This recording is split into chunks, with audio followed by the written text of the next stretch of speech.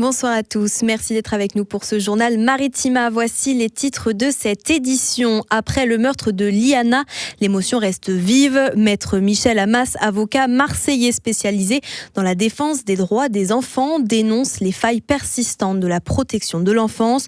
Nous reviendrons également sur le témoignage d'Albert Corrieri, l'un des 2 derniers survivants français du service du travail obligatoire. Et puis à Marseille, les forces de l'ordre ont présenté leur dispositif de sécurité estivale sur le littoral. On commence avec une affaire qui continue de susciter émotion et interrogation. Après le meurtre de Liana, le ministre de la Justice, Gérald Darmanin, a demandé le réexamen de 70 000 plaintes impliquant des enfants. Mais pour certains professionnels du droit, les alertes existent depuis longtemps. C'est le cas de maître Michel Amas, avocat marseillais spécialisé dans la défense des droits des enfants. Invité ce matin sur Maritima, il est revenu sur les dysfonctionnements qu'il observe depuis plusieurs années. C'est un échec total de notre système. J'ai entendu l'autre jour le ministre, on va créer une liste noire des agresseurs sexuels, mais elle existe déjà, c'est-à-dire que le ministre ne connaît pas sa loi. Lorsqu'ils ont ouvert le premier dossier, donc on ouvre, il a été inscrit sur ce fichier, cet homme, pour agression sexuelle sur mineur. Lors du deuxième dossier, les policiers n'ont pas consulté le fichier, sinon ils auraient arrêté cet homme. Lors du quatrième, il y avait 3 inscriptions, ils n'ont pas arrêté cet homme. Soit on veut lutter, et on lutte. Maintenant, 4 jours de garde à vue, objectivement, ces gens-là vont parler. C'est pas les plus courageux qui violent les enfants. Ça se reproduit tous les jours et on a tous les moyens qui existent. On n'a pas besoin de changer la loi. La pédophilie, c'est un truc qui est friendly chez nous en France. Quand on arrête le pédophile en train de le consommer, il suffit que les hommes disent « je n'avais pas conscience que c'était un enfant » et ils sont libérés. Ou alors ils passent en CRPC, c'est-à-dire le plaidé coupable à la française pour les toutes petites infractions. Ils prennent 500 balles de condamnation. Il est là le problème. Il n'y a pas une politique en France de lutte contre la pédophilie ailleurs que dans la télé et dans les médias. Les médias, vous parlez que de ça, mais nous, la justice, on n'en parle pas. Gérald Darmanin ainsi que le ministre de l'Intérieur Laurent Nunez seront auditionnés ce mardi par la commission des lois du Sénat afin de faire la lumière sur les éventuels dysfonctionnements de l'affaire Liana.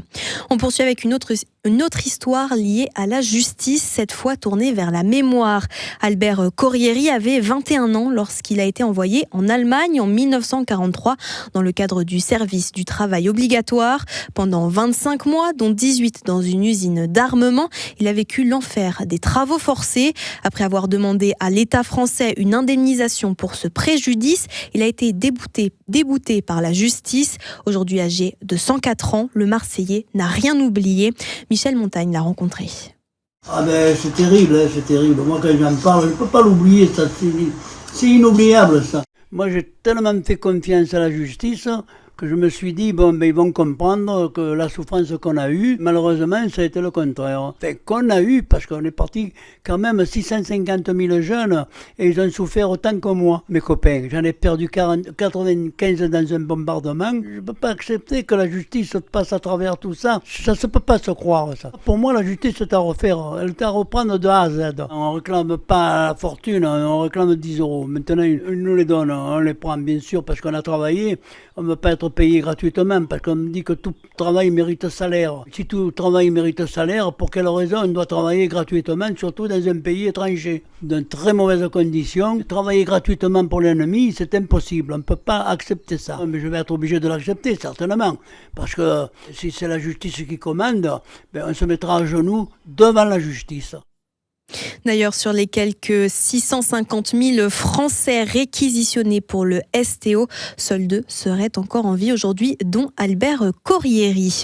Direction maintenant Marseille, où l'été se prépare déjà du côté des forces de l'ordre. Police nationale, municipale et services de l'État ont présenté ce lundi leur dispositif de sécurité estivale sur le littoral marseillais, même si les effectifs sont déjà mobilisés depuis quelques jours.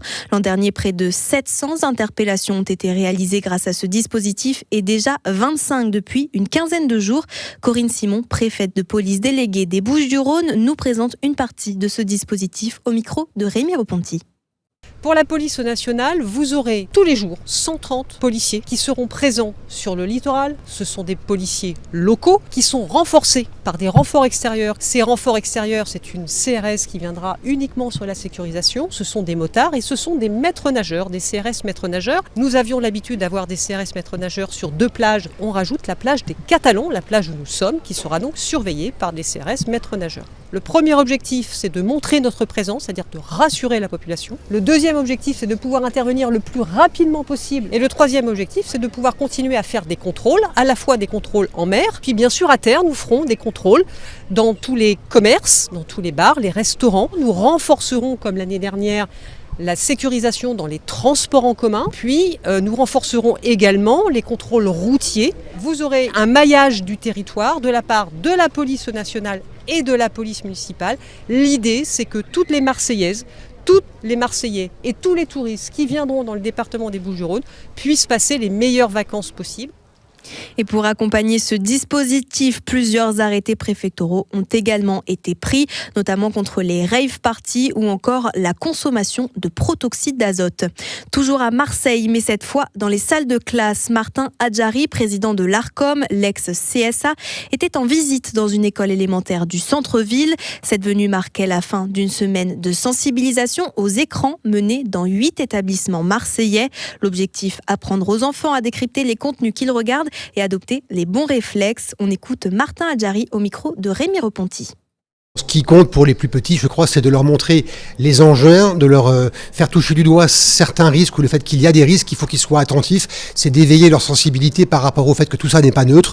Et puis je pense progressivement, avec l'aide des enseignants, avec la mobilisation de tous, les associations qui œuvrent dans ce domaine, on va progressivement, au fur et à mesure que leurs usages se développent, que leur autonomie se développe, leur apprendre, leur enseigner des éléments plus subtils du risque associé au numérique et aux écrans dans toutes leurs dimensions. Pour les parents, c'est n'ayez pas peur, prenez en main le sujet, vous avez le droit de communiquer avec vos enfants à ce sujet, vous n'êtes pas seul, vous avez des enseignants, des associations qui sont là pour vous aider, prenez le sujet à bras-le-corps. Le numérique est évidemment une chance, d'abord c'est un élément de communication, d'échange d'idées, de vie sociale, il ne sert à rien de vouloir s'en passer ou le supprimer, donc il faut apprendre à le maîtriser. C'est un peu comme la voirie, l'espace public, on y circule, on traverse la route, il y a des dangers, mais il y a aussi une occasion de découvrir le monde, de rencontrer son prochain, et c'est ce qu'il faut arriver à faire sur le numérique. Place maintenant à l'émotion. Dans le monde du sport, famille et amis se sont réunis pour rendre un dernier hommage à Franck Bulleux, figure marquante du handball provençal. Il s'est éteint à l'âge de 66 ans. Un moment de recueillement et de souvenirs partagé notamment par Thierry Fleurival, ancien joueur d'Istres et de Martigues, ainsi que Pierre Daréville, adjoint au maire délégué au sport à Martigues. On les écoute. Franck, pour moi, c'était un mentor, c'était un père. Et c'est quelqu'un, quand je suis arrivé en France, qui s'est occupé de moi, qui a suivi un peu ma carrière sportive. Ouais, c'était un père pour moi, oui, effectivement, oui. Quelqu'un que j'appréciais beaucoup. Oui. C'était quelqu'un qui frappait par sa sensibilité, sa solidité. Il était d'une profonde humanité, il avait envie de rencontrer les gens, de les comprendre, d'échanger avec eux. Il a toujours cherché à faire en sorte que les jeunes d'ici grandissent. Pour lui, le handball, c'était une école de la vie. Et donc il a pris soin des jeunes qui venaient ici jouer au handball. Vraiment, c'était, je crois, pour lui une manière d'être constante. Et puis son rayonnement, il dépassait le cadre du club. Voilà, il était en contact avec des tas de gens. Et voilà, c'était une figure du sport martégal, vraiment. Et pour terminer ce journal, direction Salon de Provence. Le Salon des agricultures de Provence a une nouvelle fois attiré de nombreux visiteurs au domaine du Merle. Animaux de la ferme, démonstrations agricoles et rencontres avec les producteurs locaux. Cette 9e édition a mis à l'honneur les savoir-faire du territoire. On écoute justement producteurs et visiteurs. Ils répondaient à Michel Montagne. Nous on produit essentiellement de la cerise et de l'abricot, donc ce qu'on a aujourd'hui là comme vous pouvez le voir. Donc pour nous l'avantage d'être à ce salon c'est de vendre en direct aux clients, de leur donner du goût. Enfin moi ce que j'ai envie de dire c'est qu'on est artisan du goût. Voilà. Donc les gens ils se régalent, qu'ils mangent des fruits sucrés. L'important c'est de faire goûter aux gens, qu'ils se prennent un peu de plaisir, qu'ils mangent des bons produits. C'est notre bataille, c'est ça. Le goût. On s'y sent bien parce que c'est convivial, il y a énormément de familles avec plein d'enfants. Donc on est ravis parce que où qu'on aille, il y a des trucs sympas. Ou les animaux, ou les petits stands où chaque enfant peut faire une activité.